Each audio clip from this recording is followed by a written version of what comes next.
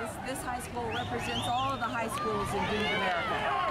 You sit these children in these schools and you teach them advanced courses in rebellion against God. You teach them that sin is fine, that you can do whatever you want and live however you want, and that God is a liar when He promised that if you don't obey Him, He's going to curse you and destroy your nation. And so we're here to warn everyone, the parents, teachers, leaders, lying preachers, and everyone else who taught these children the lies, and the children. This nation's destruction is imminent. And if you don't obey the commandments of God, you're going down with the rest of the show. And after that comes hell forever. Eternal torment, never ending. Makes this life look like a blip on the radar.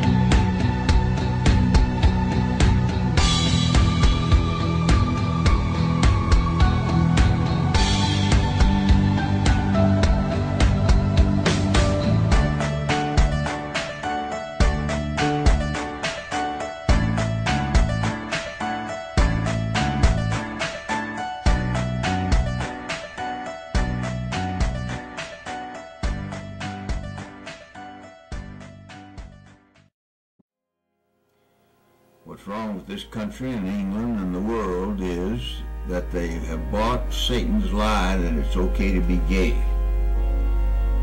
Our message is it's not okay to be gay. It will warp the mind, destroy the soul, and damn the nation. Westboro Baptist Church of Topeka is an old school or primitive Baptist church. You know, he's quite a showman, and he knows that. They've gotten a big, long run out of this.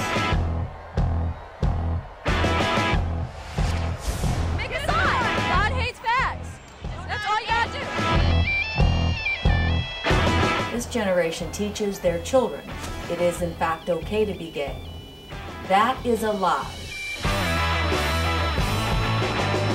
It's amazing how much Bible a little child can know and retain.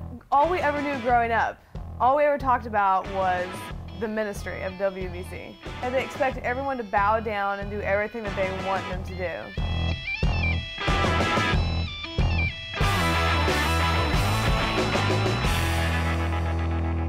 Do your worst! I dare you! Try to stop us!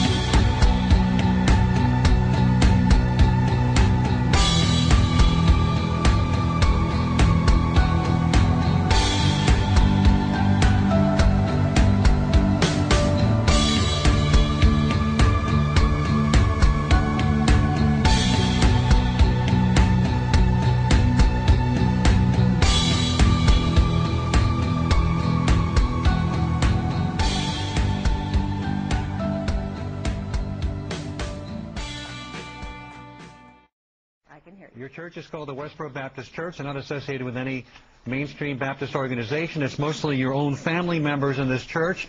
You and your father, Fred Phelps, hate not just gays. You hate Catholics. You hate Jews. Your father referred to the Holocaust as minuscule, led a protest at the Holocaust Museum in D.C., said Jews are the real Nazis. You are an abomination. You ought to be ashamed of yourself. You're an embarrassment to this nation. Well, I'm glad the way you recognize behave that towards there is soldiers such who a risk their lives for concept this as country. an You ought to be abomination. ashamed of yourself.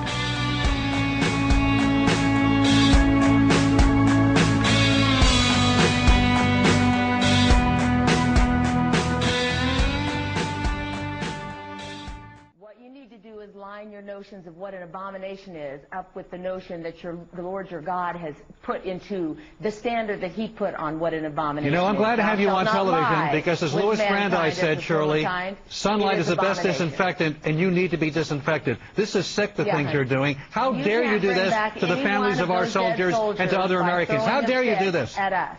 How dare you fail to obey the commandments of the Lord your God and bring his wrath down upon not just your own head, Ms. but Phelps, the heads of these young men and women who have been cut off by a raging mad God, described in I don't Scriptures respond to as you. so I don't have to angry answer as to having you. I answer to the coming God out of his Abraham, nose Isaac, and Jacob. fire coming out of his mouth. You have said... That's your God. How dare you invoke the God of Abraham, Isaac, and Jacob and then flip him off, refusing to obey and behave yourself. Let me ask you a question. You know that sodomy is an abomination, and yet this nation rises up with one voice to say it's okay to be gay. If you can just stop your rant for just 1 second, let me ask you a question.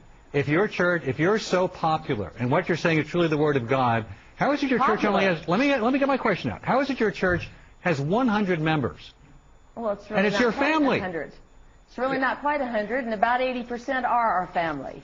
But nevertheless, that doesn't change the Word of God. And by the way, you say we're popular. No, no, no, no. You ought to be ashamed of yourself. We're hated. I got a last...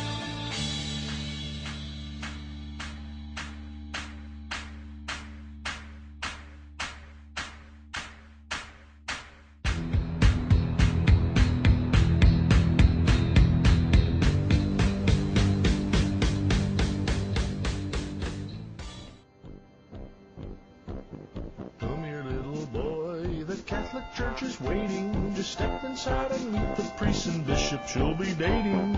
Come on, moms and dads, your kids couldn't be safer. Just pass your seed through Molex fires and we'll give you a little boys. Priest rape boys. How evil is that? You look across this nation, the parking lots of these Catholic churches, these leper colonies, these dog kennels should be empty. But instead, they're overflowing with people flocking into those services by the thousands because they love the lies they're told. God will forgive you anyway, no matter what you do. Classic Catholic lies. These parents are raising their children for the devil. They hate their children. They shouldn't be entrusting them to these pedophile priests. They're raping them. People call us evil because we're reminding them of that. The priests that don't rape boys should be actively participating in getting them out of there instead of hiding them off because they don't speak out. They don't lift up voice against these abominations. They're going to suffer the same eternal damnation. The Catholic community as a whole is responsible for the priest raping boys. Every time they put money in the plate, they're paying the salary of pedophile rapists. They have no interest in investigating their sinful conduct, their disorderly walk, and voting them out because they have no interest in following the Bible standard.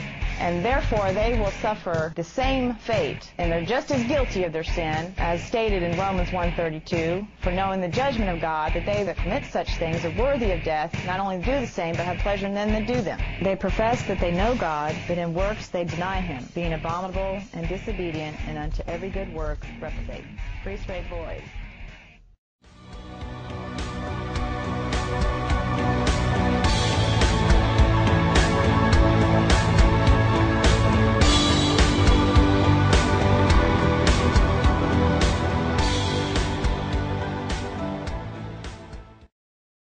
Now from Westboro Baptist Church, Shirley Phelps Roper is with us. You feel good about this? You feel good about going to the funerals of men that put their lives on the line for their country to give you the right to do this and to put pain and to inject pain into their families' lives? This is something you feel good about? I feel good about warning this nation that the wrath of God is pouring out on their heads. So you want to warn the nation? They will not obey. And the Lord your God is punishing this nation, and he's doing it. One of his weapons of choice is sending your children home dead from the battle. So we're there to help you connect the dots, and what I feel best about is that in spite of the fact that those legislative Taliban in Iowa passed an unconstitutional measure to try to stop us from putting the cup of the fury and wrath of God to your lips and making you drink it, that we were doing it anyway. All right. Now, look, you want to make your political and religious point, and you want to do it, you want to inject pain and heartache. I can't think of, man, I'm going to be honest, we've had a lot of nutty people on the show over the years. You are as mean and as sick and as cruel as anybody that I've ever had on this program.